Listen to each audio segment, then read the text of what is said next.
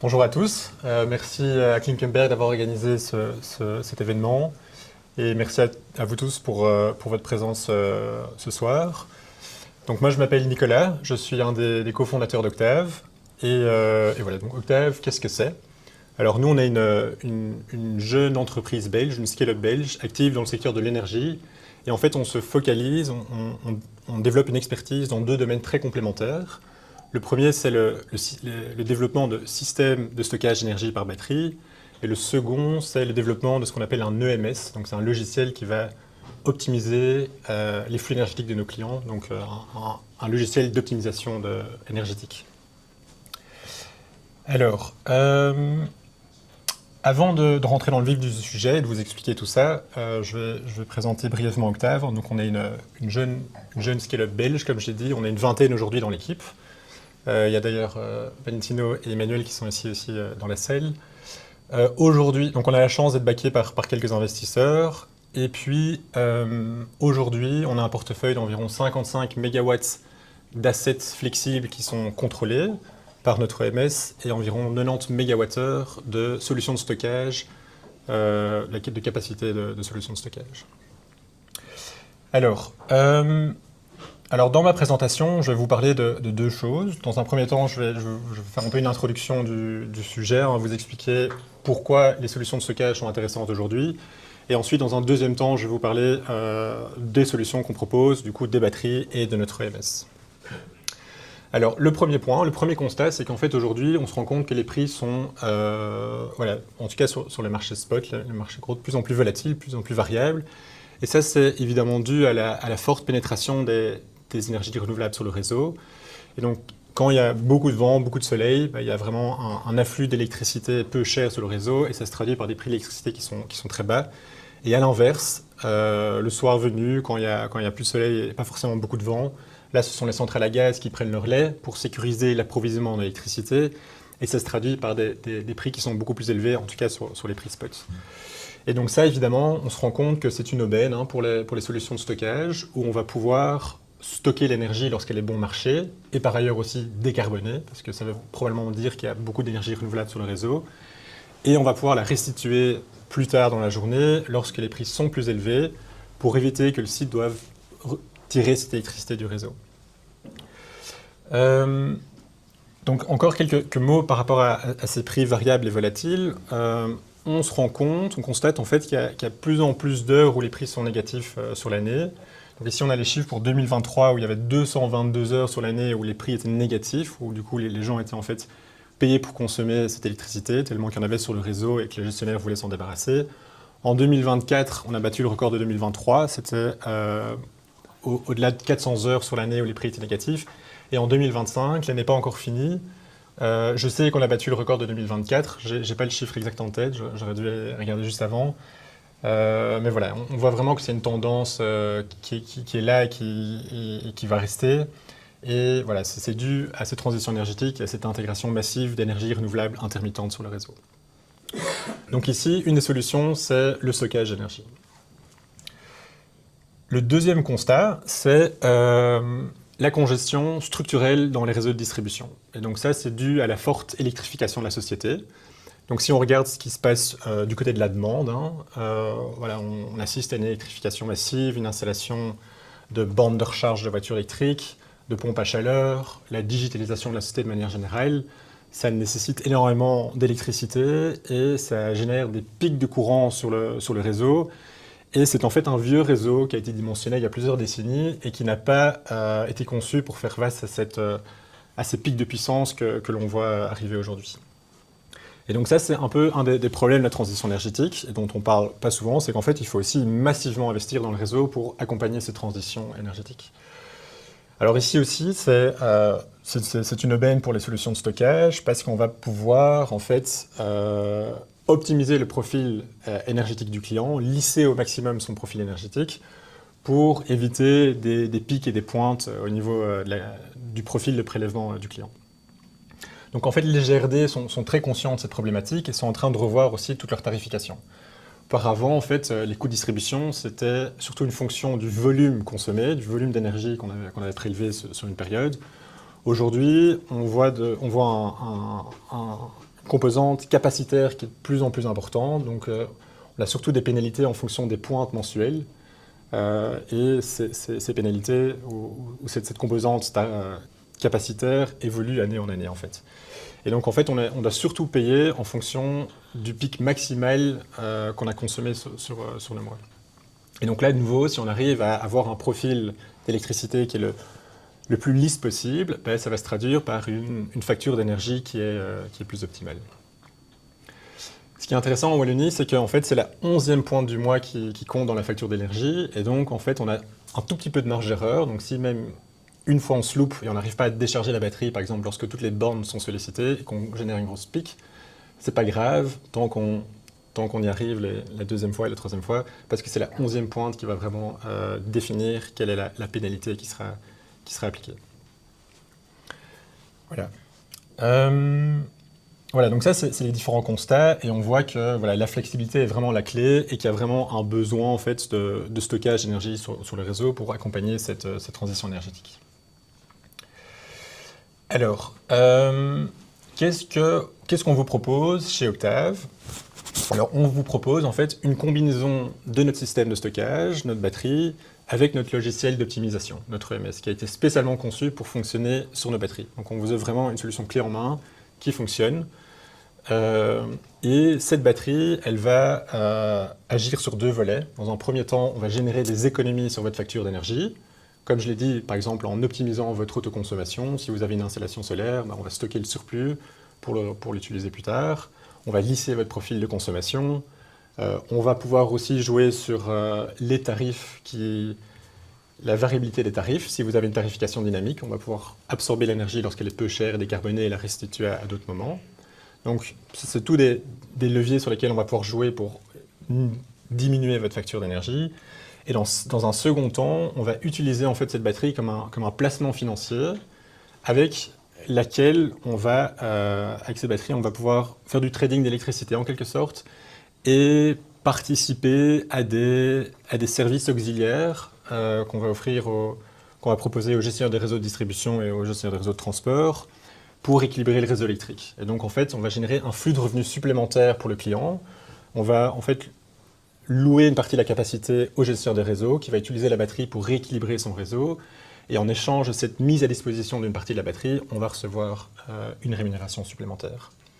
C'est quelque chose qui peut être rendu très dynamique. Donc, on peut se dire, par exemple, le week-end, je mets ma batterie à disposition du gestionnaire du réseau parce que j'ai pas beaucoup d'activités sur site.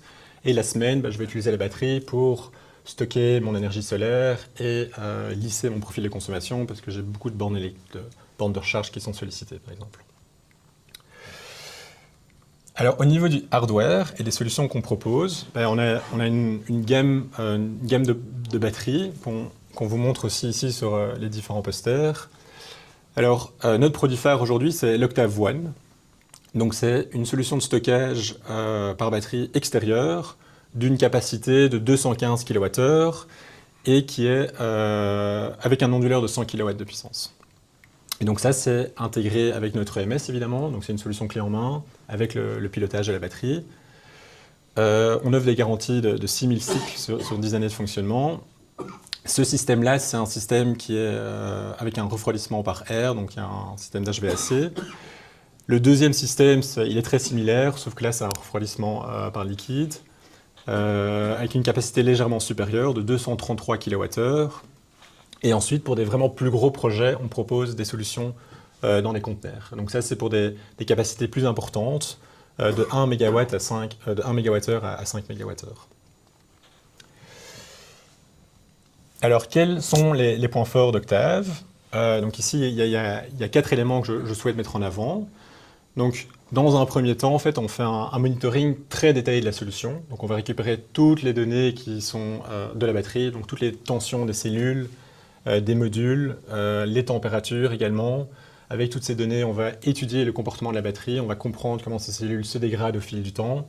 On va récupérer toutes les alarmes aussi du BMS et du PCS pour, dès qu'il y a une anomalie, on va pouvoir la détecter et informer l'installateur pour directement intervenir et assurer en fait une disponibilité qui soit la plus élevée possible. Ce sont des batteries qui ont aussi une empreinte au sol relativement faible par rapport à la capacité, donc ça prend en fait peu de place. On travaille de notre côté avec des fournisseurs voilà, de qualité, hein. Donc, ce sont des cellules qu'on appelle Tier 1, ce sont des cellules CATL, CATL. Donc ce sont en fait voilà, une des meilleures technologies aujourd'hui de cellules de batterie qu'on peut retrouver sur le marché, avec toutes les certifications nécessaires pour installer cette solution dans les réseaux de distribution en Belgique. Et enfin, le gros point fort, c'est notre EMS, donc notre logiciel de pilotage, voilà, avec lequel on va essayer de générer un maximum de valeur, on va maximiser les revenus que la batterie peut générer pour le client. Alors, au niveau des différentes applications, donc concrètement, qu'est-ce qu'on va faire avec la batterie? Donc ici, j'illustre 6 différentes applications. Donc la première, c'est la plus classique, hein, c'est la plus intuitive, c'est l'optimisation de l'autoconsommation, où en fait on va, en temps réel, interroger le compteur de tête et on va regarder, ok, le site là, il consomme l'électricité ou il injecte l'électricité sur le réseau. Et en fait, quand on voit que le site produit plus que ce qu'il ne consomme, on va rediriger une partie de cette énergie dans la batterie pour pouvoir l'utiliser ultérieurement, par exemple le soir, lorsqu'il y a plus de consommation que de production. Ça va bien sûr se traduire par des économies sur la facture d'énergie, vu que voilà, les tarifs de prélèvement sont toujours plus élevés que ce qu'on récupère pour l'injection, et au-delà de ça, sur le prélèvement, on paye une série de taxes, des coûts de distribution, etc. Donc ça, c'est l'application la plus intuitive. Dans un deuxième temps, on va faire du peak shaving, donc l'écrêtage des pointes, où en fait on va détecter des pics de puissance, et à ce moment-là, on va décharger la batterie pour faire en sorte que le profil de consommation soit le plus lisse possible, et pour ramener ces pointes quart horaires vers le bas, de nouveau pour alléger la facture d'énergie du client. Troisièmement, on va contribuer à l'équilibrage de charge des bornes de voitures électriques. Donc notre EMS peut directement communiquer aux bornes de recharge, limiter en fait la puissance disponible sur chacune des bornes, de nouveau pour ramener ces pointes quart horaires vers le bas. Parfois, c'est des contraintes physiques, hein. Il y a un disjoncteur qui ne permet que de tirer autant de courant, et donc en fait, c'est pas possible d'alimenter toutes les bornes à pleine puissance en même temps. Et donc ici, en fait, la batterie va pouvoir se décharger pour apporter une source d'énergie supplémentaire et pour alimenter ces bornes, plutôt que de devoir prélever cette électricité du réseau. Ça permet aussi éventuellement de ne pas investir dans un raccordement plus puissant, et donc ça aussi c'est assez intéressant. Donc on peut investir dans une batterie pour avoir une source d'énergie supplémentaire, de la puissance disponible, sans devoir faire cet investissement coûteux dans un transfo qui peut prendre par ailleurs aussi beaucoup de temps. Voilà. On va faire de l'arbitrage sur les tarifs dynamiques. Donc ça, il y a différentes... voilà, ça se décline en différentes choses. Soit on va faire de l'arbitrage sur ce qu'on appelle les tarifs spot ou les tarifs DED. Donc ça, c'est pertinent si le client a une tarification dynamique dans son contrat d'injection ou dans son contrat de prélèvement. Là, en fonction des prix, on va décharger la batterie. Ça peut aussi être fait sur base des tarifs d'imbalance. Et donc là, on travaille en partenariat avec des fournisseurs qui sont responsables d'équilibre. Et là, en fait, on va améliorer en fait, la position nette du fournisseur. Donc on voit si dans son portefeuille, s'il est long ou s'il est court. Par exemple, s'il a mal forecasté sa production éolienne, on va essayer de corriger ça avec les batteries. Donc là, de nouveau, en quelque sorte, on met à disposition une partie de la batterie au fournisseur. Et en échange de ça, le client reçoit une rémunération. On va faire également du curtailment d'installation PV. Et donc là, de nouveau, si le client a une tarification dynamique pour son contrat d'injection, on va automatiquement couper la production pour éviter d'injecter dans le réseau à perte, en fait. De nouveau, pour optimiser la facture d'énergie du client.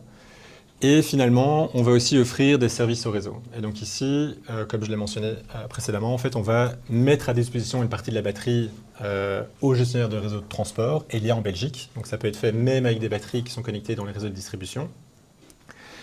Et l'idée ici, c'est de participer au rééquilibrage du réseau. Donc le réseau a sa fréquence à 50 Hz. Et en fonction... et donc il faut que la production soit toujours égale à la consommation sur le réseau. Et en cas de petite déviation, il y a la fréquence qui est aussi autour de 50 Hz. Donc quand il y a un peu trop de production, quand il y a la production par exemple éolienne qui a été mal forecastée, en fait elle produit un peu trop que prévu, Elia, responsable d'équilibre sur le réseau, doit faire en sorte soit de diminuer la production ou d'augmenter la consommation pour rééquilibrer le réseau et ramener cette fréquence autour de 50 Hz. Et donc nos batteries participent à ce mécanisme, peuvent participer à ce mécanisme, et en échange de cette mise à disposition de la capacité, de cette puissance, voilà, le propriétaire de la batterie reçoit une rémunération. Et donc l'idée, en fait, c'est de faire ce qu'on appelle un empilement de valeurs. Donc on ne va pas se focaliser sur une seule application, mais en fait, on va mettre tout ça dans la même soupe, et en fait, on va pouvoir changer d'une application à l'autre en fonction des évolutions du marché, vraiment pour essayer de maximiser les revenus que la batterie peut générer pour le client. Voilà, donc ça m'amène tout doucement à la fin de cette présentation. Je peux vous montrer, par exemple, donc je vais vous parler de ces services au réseau hein, avec Elia. Et donc ça, aujourd'hui, en fait, c'est une application qui est très lucrative. Et donc, je vous montre ici, en fait, les prix. Donc, c'est des prix qui sont publics. Le prix qu'Elia offre pour cette mise à disposition de la capacité sur les réserves primaires. Et donc, on voit que ça... Peut-être un peu oralement, Nicolas, parce qu'on d'ici, on les... Ouais. Je n'ai pas de super module, mais je n'arrive pas à les lire. Oui, mais donc on voit ici que les prix fluctuent pour cette application-là autour de, je dirais, 20 € par mégawatt de puissance mise à disposition par heure où cette puissance a été réservée. Et donc sur une année, on a 8760 heures. Si on a une octave one de 100 kW, on a 20 fois 0,1 fois 8760 et ça génère environ 17 000 € voilà, à la grosse louche de revenus grâce à la mise à disposition de cette batterie à Elia pour rééquilibrer le réseau. Donc on se rend compte que c'est quelque chose qui est très intéressant aujourd'hui et c'est assez logique si on retourne à ce que je vous ai dit au début de la présentation, si on voit un peu les indicateurs et les constats au niveau de la variabilité des prix, etc., on se rend bien compte que la flexibilité est la clé et qu'il y a vraiment un besoin de stockage et de flexibilité sur le réseau. Et donc ça se traduit par des signaux qui sont très positifs pour le stockage d'énergie. Donc voilà, merci pour votre attention et je serai ravi de répondre à vos questions. Est-ce que vous avez des questions? Vous travaillez avec quel type de batterie pour le stockage?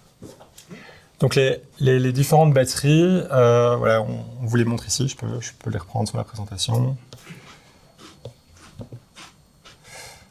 Voilà, ce sont des batteries LFP, donc ça c'est la technologie des cellules avec lesquelles on travaille. Donc c'est des batteries d'une capacité d'environ 200 kWh, d'une durée de 2 heures, durée de 2 heures, c'est-à-dire à pleine puissance, après 2 heures, la batterie sera complètement chargée ou complètement vide. Voilà.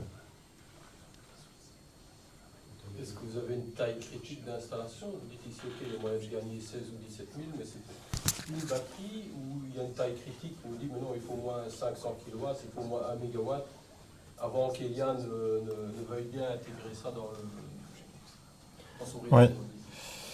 Donc, spécifiquement pour les mécanismes de réserve, si on veut directement toquer à la porte d'Elia, il faut effectivement avoir une taille minimale, c'est 1 MW typiquement. En fait, nous, on va travailler avec un agrégateur intermédiaire et on va aussi capitaliser sur notre flotte de batteries. Donc, en fait, on a déjà une grosse puissance installée et donc, au total, en fait, on a déjà une très, très grosse batterie virtuelle qui fonctionne et qui est composée en fait, de plein de petites batteries qui sont installées partout en Belgique. Donc en fait, on va juste rajouter une pièce au puzzle, et donc ça peut être fait même avec une toute petite capacité en fait. Donc même avec une unité, on peut facilement avoir accès à cette application-là.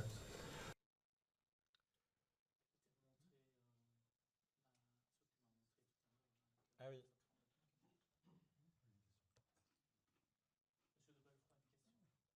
Si c'est si rentable, pourquoi est-ce que Elia n'achète pas ses propres batteries? Oui.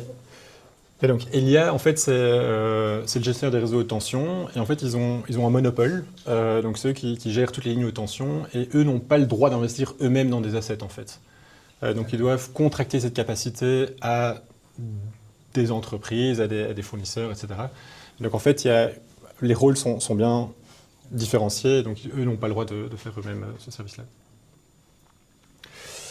Donc on offre également en fait une plateforme aux clients. Donc ici, ça c'est le dashboard de la batterie qui est installée ici sur site. Donc voilà, donc on voit ici que actuellement, l'installation solaire, elle produit 9 kW. Bon, on voit que le soleil se couche, hein, donc il n'y a plus beaucoup d'énergie produite. Il y a 44 kW qui sont consommés sur site. Ici, on n'est pas encore intégré directement avec les bornes, donc en fait, tout ça, c'est vu comme une consommation. Donc, mais je suppose que c'est surtout des bornes de recharge ici qui sont sollicitées. Donc c'est cette consommation ici. Et donc, on voit que les batteries, là, elles produisent en fait 37 kW pour essayer d'optimiser au maximum l'autoconsommation. Voilà. Donc, c'est un snapshot qui a rafraîchi toutes les quelques secondes. Et donc, on voit ce qui se passe. Et donc, ici, vous avez un aperçu des différents flux. Hein. Donc, on voit ici que cette batterie se décharge puis se charge. Donc, ça, c'est l'évolution de l'état de charge de la batterie et les différents flux. Donc, la production solaire ici, qu'on mesure et qu'on garde dans notre base de données. En mauve, vous voyez la production du site. Donc on voit ici que le site, en fait, il était quasiment totalement autonome à ce moment-là. Donc ici, la batterie se déchargeait pour alimenter le site. Ensuite, ici, il y avait une production PV qui était significative. Et donc la batterie s'est chargée pour stocker l'excédent de production. Donc on voit ici que le site, en fait, en mauve, était à 0. Donc il n'y avait aucun prélèvement ni aucune injection. On a quelques autres exemples que je peux vous montrer. Nicolas, tu peux juste expliquer les cycles aussi de la batterie. Parce que là, on voit qu'elle se décharge, qu'elle se charge. Ouais. Et tu as dit tout à l'heure, donc elles ont 6000 cycles de garantie, ou 8000 cycles en fonction de si l'air coule ou le qui coule. Juste expliquer ce que c'est un cycle, ce que ça reprend réellement en fait. Ouais, donc nous, on travaille avec des cycles équivalents. Donc un cycle, c'est une décharge complète et une charge complète de la batterie. Ici, on voit que la batterie, le 3 septembre en matinée, elle est passée, disons, de 85% à peut-être 50%. Et donc là, on a fait peut-être un tiers de cycle, ici, parce qu'on s'est déchargé à un tiers. Et donc, on garantit 6000 cycles pour l'Octave One Air, 8000 cycles pour l'Octave One Liquid, sur 10 années de fonctionnement, et donc ça revient à 2 voire 3 cycles par jour. Et donc, en fait, voilà, on a vraiment beaucoup de marge de manœuvre avec ces batteries. On peut vraiment les cycler énormément et c'est pour ça qu'on peut même faire du trading sur les marchés et vraiment charger et décharger la batterie plusieurs fois par jour. Je vais montrer Oui. autre chose. Et vous avez un logiciel ou une méthode de calcul pour essayer d'estimer le temps de retour sur investissement? Parce que le marché de l'électricité est très volatile, comme vous l'avez dit. Donc, comment est-ce qu'on peut, à un moment donné, quelles sont les données du site, enfin, les données des clients qu'il vous faut pour pouvoir, à un moment donné, approcher déjà le dimensionnement de la batterie et puis alors après faire un calcul de... Exactement, oui.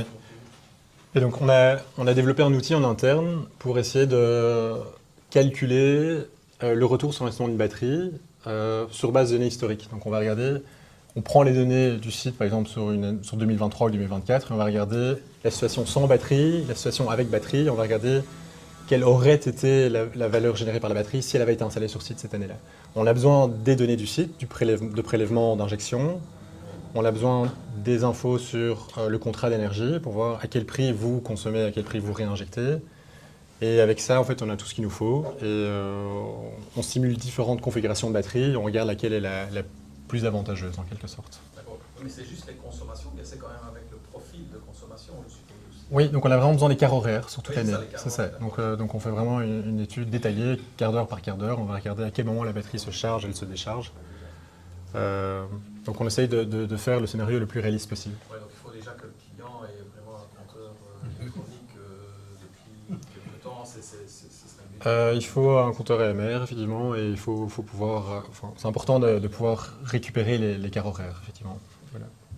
Par rapport au service réseau, les agrégateurs sont prêts à s'avancer sur quelle durée par rapport au service réseau et à la rentabilité, au retour sur investissement?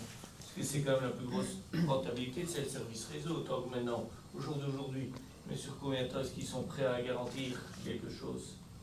Oui, donc c'est vrai que ça c'est un mécanisme de marché en quelque sorte, donc il y a l'inconnu. Il faut avoir un peu un appétit du risque pour opter pour cette application-là. Après, si on regarde les fondamentaux, on se rend bien compte qu'il y a vraiment besoin de flexibilité sur le réseau. Aujourd'hui, ça se traduit par des des signaux très positifs, notamment dans l'FCR, hein, les réserves primaires. Je suis convaincu que même si dans quelques années, cette application-là, en particulier, ne génère plus de revenus, on aura plein d'autres choses. On pourra aller chercher de la valeur ailleurs, dans différentes applications, pour assurer le retour sur investissement de la batterie. Je pense, mais j'étais convaincu il y a 3 ans de faire de l'injection pure. Et aujourd'hui, je pleure avec mon injection pure. Oui, mais donc nous, on n'est pas devin, donc on ne sait pas dire comment seront les prix dans 3 ans, dans 4 ans, dans 5 ans. Mais donc nous, ce qu'on fait, c'est qu'on regarde les fondamentaux et on voit qu'il y a un besoin de batterie, de flexibilité. Aujourd'hui, ça se voit déjà parce que le retour sur investissement est là. On offre toute cette panoplie d'applications. S'il y a peut-être une option qui est moins intéressante, ben on peut toujours retomber sur les 5 autres. Et à l'avenir, je suis convaincu qu'il n'y en aura pas 6 qui seront disponibles, mais peut-être 12, voire 15. Et donc en fait, on a justement cet empilement de valeurs qui vous permet d'avoir un retour au moins minimal, quoi. Donc, dans le pire cas, on peut toujours retomber sur l'autoconsommation, le peak shaving, l'équilibrage de charge et ces applications locales. Il n'y a pas du tout d'injection, effectivement. Ça vaut très peu. Sur le site ici, en l'occurrence. Je veux dire avec le peak shaving, etc. Ah oui, exactement. Ouais. Voilà, je sais pas. Un petit retour d'expérience chez nous. On a des contrats avec agrégateurs depuis 6-7 ans maintenant pour les groupes de secours. C'est vrai qu'on n'a aucune certitude s'ils vont remporter des enchères ou pas. Hein, parce que finalement, eux aussi doivent faire des enchères et ils sont pris ou ils ne sont pas pris par Elia. Mais sur les 5-6 ans, on a toujours été rémunéré au-dessus des estimations qu'on avait faites. Voilà. Donc il n'y a aucune garantie, mais ça fonctionne quand même relativement bien. Ouais. C'est tout ce que je peux donner comme retour. Donc au niveau de la réserve, qu'on donne à Elia, donc c'est de la puissance et de la capacité. Ouais. Je comprends bien. Et ça, elle est variable au cours de l'année, où on se engage à dire on fournit 1 mégawatt et autant de mégawattheures. Ouais. Donc c'est quelque chose qu'on peut changer facilement. Donc on peut se dire, par exemple, le week-end, je vais participer à ces mécanismes de réserve. La semaine, ça ne m'intéresse pas parce que je vais utiliser ma batterie pour d'autres applications. Donc on peut faire ce profil un peu dynamique, en fait, en quelque sorte. C'est fait quand on passe le contrat, ou alors c'est-à-dire qu'en fonction de voilà, je vais apprendre, votre logiciel va Ouais. apprendre à connaître mon comportement. Non, donc c'est pas automatique. Donc c'est un contact qu'on a avec le client et on regarde ce qui lui convient comme planning, en quelque sorte. Et donc on fixe un planning, mais c'est un planning qu'on peut revoir. C'est quoi, c'est tous les 3 mois qu'on peut changer Oui, c'est ça. C'est ça. Voilà. Autre question? Et vous rémunérez comment? Quel est votre business model? Octave se rémunère comment? Mais donc nous, c'est du software as a service, hein, c'est EMS. Donc en fait, on va prendre un petit, on demande pour le software, on demande un fee. Et donc c'est un fee par mois. Est-ce que tu as les chiffres en tête, Valentino, pour l'EMS? Ça dépend de la puissance, mais c'est plus ou C'est moins- lié à la puissance de ça. l'installation. Ça dépend de la puissance et de la capacité. Ouais. Donc, pour une batterie... Je suppose que vous prenez une marge sur la batterie et sur le service. Il y a un forfait pour le Sur la service, batterie, c'est ça. mais qui est lié à la puissance de la batterie. Exactement, ouais, en fonction des kilowatts. Et quels sont les chiffres sur les retours d'investissement? Enfin, ça dépend un peu du client, mais Ouais. bien fait une fourchette. Mais Valentino, toi, tu as eu l'occasion de faire quelques études récemment. Ça dépend. Ouais, je vais peut-être déjà, ouais. Donc oui, pour les retours sur investissement, ça dépend fatalement du profil de consommation, de l'installation PV, du comportement du client, aussi de ses prix. Mais on remarque que sur les business plans qu'on fait actuellement, on est entre 3 et 6 ans. 6 ans, c'est pour les cas où on se focalise plus sur l'autoconsommation, avec des clients qui ont des prix d'électricité quand même moyens, on va dire. Et 3 ans, bah là, c'est quand on optimise l'asset en mode asset financier, quoi. Donc, où on joue plus sur les marchés d'imbalance ou des services réseau. Donc, c'est un peu ça la tape, quoi. Mais alors pourquoi tout le monde ne fait pas juste du financier? Plutôt laisser jouer sur son autoconsommation, il y a certains clients qui ont des prix tellement hauts en électricité et qui consomment tellement qu'en fait, rien que de faire des économies sur la facture, ça comble les 17 000 € dont Nicolas parlait avec les revenus des batteries en fait. Donc il y a certains cas où vraiment c'est intéressant de faire de l'autoconso, quoi. Et puis il y a d'autres clients qui ont d'autres stratégies. Une stratégie peut-être plus économie circulaire, énergie verte, on se focalise plus sur l'autoconso parce qu'ils ont une stratégie comme ça. Mais c'est vrai que dans 95% des cas, le plus intéressant, c'est justement ce service réseau, quoi. Et d'ailleurs, tous les grands parcs de batteries qu'on va se déployer aujourd'hui se focalisent vraiment sur ces applications plutôt marché, service réseau, etc. Parce qu'aujourd'hui, la valeur, elle est vraiment là. Après, moi, je pense que les tarifs de pointe vont encore augmenter, la volatilité des prix va encore s'accentuer, et donc je pense qu'il va y avoir aussi de plus en plus de valeur dans l'optimisation locale. Mais aujourd'hui, oui, si on regarde le business case, les services réseau, c'est ce qui rend vraiment la chose attractive aujourd'hui. En fait, il faut aussi le considérer, ça dépend vraiment du profil d'utilisation des clients. Et il faut aussi le considérer dans certains cas comme un bonus. Pour différents profils, on va d'abord en fait chiffrer l'économie de l'autoconsommation, du peak shaving. On va même pas prendre en considération éventuellement les services réseau. Et puis les services réseau peuvent venir s'additionner à ça, et c'est vraiment la cerise sur le gâteau en plus qui fait que, ok, ouais, ça vaut vraiment la peine. Et puis, comme je disais, ça dépend du profil du client. Moi, j'ai par exemple un client, c'est une grosse boulangerie industrielle, connue dans toute l'Europe. Ils nous disent, nous, on est boulanger, on n'est pas trader d'énergie. Donc, nous, ce qu'on veut, c'est se sécuriser une énergie à un prix qu'on peut maîtriser. Et donc, les services réseau, c'est très bien, mais nous, on ne va pas investir dans les batteries. On va investir dans les batteries, mais pour sécuriser notre approvisionnement. Et puis ici, en plus de sécuriser notre approvisionnement, on peut dégager un revenu supplémentaire avec le service réseau, on le fera. Mais ça, c'est un profil d'utilisateur. Et puis, il y a d'autres profils, un peu comme chez vous, vous êtes plutôt tiers investisseur, etc. Et donc là, on va chercher, entre guillemets, d'abord le maximum de gains. Tu vois. Donc ça dépend vraiment, en fait, du profil de client qu'on va avoir et de ce qu'il veut. Et effectivement, je comprends tout à fait quand le boulanger industriel me dit « nous, on fait du pain, on n'est pas des experts en énergie, nous, on veut juste sécuriser nos coûts d'approvisionnement, et donc la batterie est un moyen très intéressant pour ça. » Et puis d'autres vont se dire « ouais, mais non, il y a moyen de gagner plus, donc, ok, on va accepter pendant un certain temps, le temps que la batterie soit, par exemple, totalement amortie, on va la mettre principalement en service réseau, et puis le jour où elle est totalement amortie, alors, ok, on va plus peut-être sécuriser notre approvisionnement. Donc, ça dépend vraiment des profils de chacun. C'est ça qui est bien, c'est qu'elle permet à énormément de profils différents d'y trouver son compte et d'avoir une rentabilité, comme Valentino a dit, de 3 ans à 6 ans pour lesquels elle est les plus défavorable, mais ce qui reste tout à fait acceptable et très honnête à l'heure actuelle dans le secteur de l'énergie. Voilà, concernant les services réseau, si on utilise les services réseau, ce que j'ai entendu dire, c'est que la batterie ne peut pas à la fois faire de l'optimisation locale et être disponible pour le réseau. La batterie, ou une partie d'elle, parce qu'effectivement, on va nominer la puissance qu'on donne au réseau, mais même une partie, la batterie ne peut pas être attribuée à ça. Donc si, c'est possible. Donc on peut aussi diviser la batterie en 2 batteries virtuelles, et se dire qu'en fait, on réserve 50% de la capacité pour un mécanisme de réserve et 50% pour des applications locales. Donc c'est quelque chose qu'on peut faire dans notre EMS pour faire du peak shaving, l'optimisation de l'autoconsommation, etc.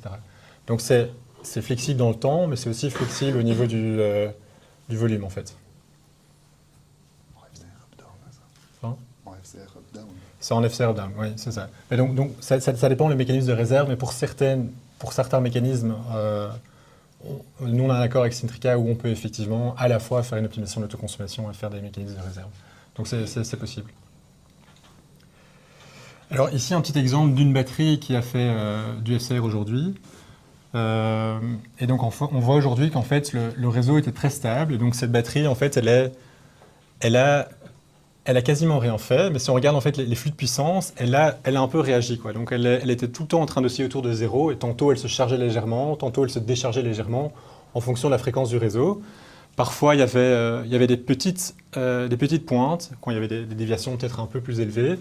Mais en termes d'énergie vraiment chargée et d'énergie restituée, on voit qu'il n'y a vraiment pas grand-chose. Et donc, en fait, l'état de charge, il est resté autour des 50%. Il est peut-être monté tantôt à 52 pour redescendre à 48. Mais aujourd'hui, c'était une journée qui était très calme. Et donc, c'est vraiment une application où on met à disposition de la puissance. Mais en fait, il n'y a que très peu d'énergie qui est échangée, au fond. Sauf s'il y a vraiment des événements majeurs où il y a une centrale nucléaire qui tripe. Et là, il y a vraiment besoin d'avoir énormément de puissance pendant une longue période. Mais ça arrive que très rarement.